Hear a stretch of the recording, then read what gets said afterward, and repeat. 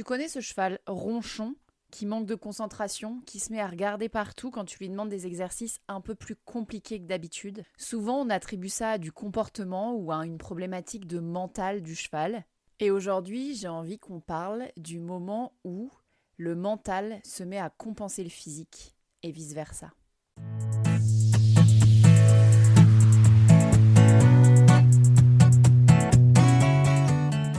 Salut! Bienvenue dans À Cheval, le podcast de l'équitation collaborative. Je suis Morgane, je suis coach en équitation et j'accompagne mes élèves, peu importe leur discipline ou leur niveau équestre, vers plus de collaboration dans leurs échanges avec leur cheval. Si tu es cavalière et que tu es à la recherche de connaissances, de tips, de réflexions ou d'exos pour que ton équitation devienne plus collaborative, alors t'es au bon endroit. Dans ce podcast, je te partage seule ou avec mes invités tout pour t'inspirer et que tu puisses développer l'équitation dont tu rêves avec ton cheval. T'es prête ? Allez hop, à cheval ! Alors, tu le connais ce cheval qui est ronchon, qui manque de motivation, qui s'absente, qui se met à l'intérieur de lui-même, comme j'aime bien le dire, au contraire qui se met à regarder partout. Genre, tout devient beaucoup plus intéressant que ce que tu lui demandes. Souvent, on met ça sur le compte du mental en premier. On dit que c'est un problème d'apprentissage, d'éducation même parfois. Pour peu que ça arrive le plus souvent en carrière, on se dit que c'est un problème de carrière. Alors on dit que le cheval, il devient blasé de la carrière. On se met à faire plus que de l'extérieur, ou beaucoup plus d'extérieur qu'avant, pour qu'il retrouve le moral. Et une fois qu'on fait plein d'extérieur, on se dit qu'il a retrouvé le moral et on retourne en carrière. Alors que le problème, il n'a pas bougé. Et si ce qui se passe dans la carrière, ce cheval qui ronchonne, ce cheval qui s'absente ou qui se concentre sur les oiseaux ou les feuilles qui bougent, c'était pas une conséquence de son comportement, de son mental, mais une conséquence de son physique. Aujourd'hui, j'aimerais vous parler de pourquoi c'est impossible de séparer les deux. On ne peut pas séparer ce qui se passe dans son corps de ce qui se passe dans sa tête. Parce que nous, c'est ce qu'on a tendance à faire, nous humains, nous cavaliers. On a souvent tendance à chercher si notre cheval il a un problème physique ou un problème mental ou un problème technique. Alors que le cheval, il ne fonctionne pas comme ça. Le cheval, c'est un système locomoteur qui est relié à un système nerveux, à des émotions et à des capacités d'apprentissage. Tout est en lien, tout le temps. Si on reprend cette histoire de cheval qui devient ronchon quand on rentre dans la carrière ou qui ralentit, ce cheval qui est plein d'entrain quand on va en extérieur et qui marche à 2 de tension quand on est en carrière ou dans notre espace de travail habituel. Et si ce manque d'entrain, au-delà d'être un manque de motivation parce que ce qu'on fait ici est moins intéressant qu'ailleurs, si ça venait mettre le doigt sur les problématiques physiques qu'on vient adresser directement dans notre travail. Si ça venait mettre le doigt sur, par exemple, ce mal de dos qu'il ne peut pas fuir quand il est en carrière. Parce qu'en extérieur, ce mal de dos, on le fuit en avançant plus vite, en regardant les oiseaux, en pensant à autre chose. Mais en carrière, le cavalier lui demande de tourner en rond. Il n'y a rien de spécial à regarder autour. Et donc, ce mal de dos, on est concentré dessus tout le temps. Donc en plus de faire mal, on n'a pas d'autre choix que d'avoir mal et de faire. Alors, le cheval, il se met à compenser. Il se met à compenser en ralentissant, en devenant ronchon, en rétivant parfois, ou en se tordant, en se couchant sur une épaule, en se traversant, en ayant une attitude trop basse ou trop haute.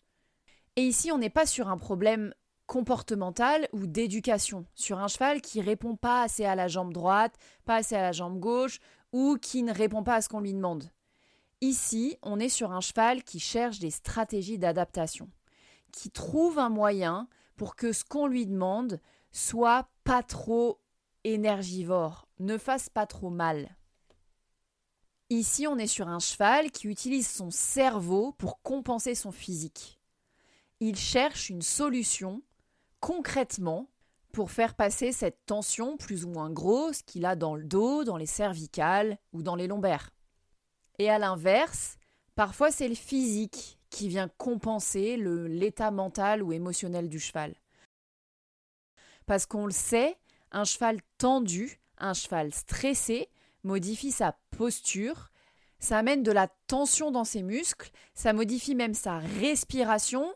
On peut avoir jusqu'à un diaphragme qui a du mal à fonctionner, qui entraîne des compensations physiques, son équilibre, sa propulsion. Bref, le cheval est tendu, stressé, anxieux et il ne peut pas fonctionner correctement. Tu le sais, je le répète, j'arrête pas de plaisanter en disant qu'un jour je vais en faire un t-shirt, mais un muscle qui n'est pas capable de se relâcher ne peut pas se contracter de manière optimale. Donc, un cheval stressé, anxieux, dont la respiration est affectée, ne peut pas travailler de manière optimale. Son corps ne peut pas fonctionner de manière optimale. Si on va un peu plus précisément dans les mécanismes, on sait aussi que ces muscles profonds ne font plus leur job dans ces cas-là. Donc, la proprioception n'est plus vraiment ce qu'elle était. Les chevaux peuvent se mettre à trébucher. C'est l'explication pour laquelle, parfois, si tu es dans ce cas-là, ton cheval peut se mettre à trébucher quand il est anxieux, quand il se passe quelque chose en extérieur. D'habitude, cette souche, il la voit, et là, il y a des sangliers au loin, ou des chevreuils, ou des vaches, et cette souche, par-dessus laquelle il passe tout le temps, qu'il connaît très bien, qu'il sait très bien éviter, là, aujourd'hui, il trébuche dessus. Oui, tout ça, c'est une modification, une adaptation de son système physique, de son système locomoteur, à ce qui se passe dans son système nerveux, à son émotion. Le corps d'un cheval tendu, ça raconte aussi une émotion. Et le piège pour nous, cavaliers, souvent, c'est pas tant de ne pas voir, parce qu'on voit beaucoup de choses. Peu importe notre niveau technique, on connaît nos chevaux, on repère certains signaux. Mais le problème, c'est qu'on repère certains signaux, et nous, les humains, on a tendance à chercher soit la mécanique, soit l'émotionnel, soit le comportemental. On ne regarde qu'une seule de ces parties, alors que tout est lié. Un cheval qui trébuche, on part du principe qu'il n'a pas d'équilibre. Oui, mais est-ce qu'il n'a pas d'équilibre ou est-ce qu'il a déconnecté son système proprioceptif parce qu'il est tendu? Un cheval qui n'a pas d'équilibre, est-ce qu'il est tendu parce qu'il n'a pas d'équilibre ou est-ce que c'est parce qu'il n'a pas d'équilibre et qu'il n'a pas confiance en son corps pour le tenir debout qu'il se met à se tendre?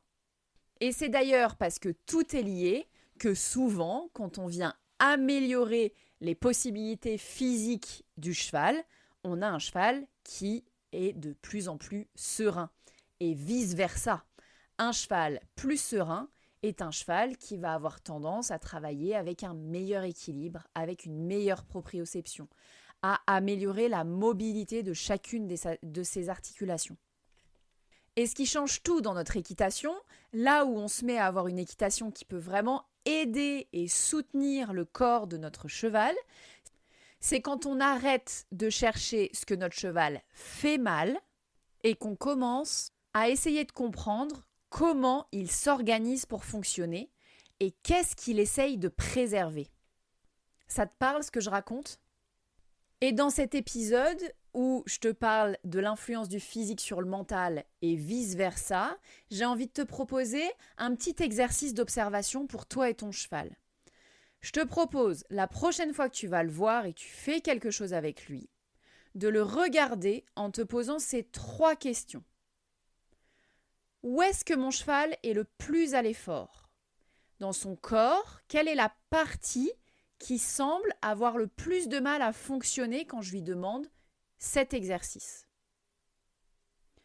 Deuxième question, qu'est-ce qui, au contraire, lui semble le plus facile ?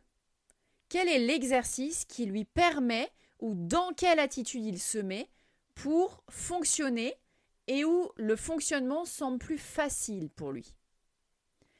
Et troisième question, qu'est-ce que mon cheval est en train d'essayer d'éviter ? L'idée ici, c'est pas de chercher à corriger, c'est de chercher surtout à observer dans un premier temps.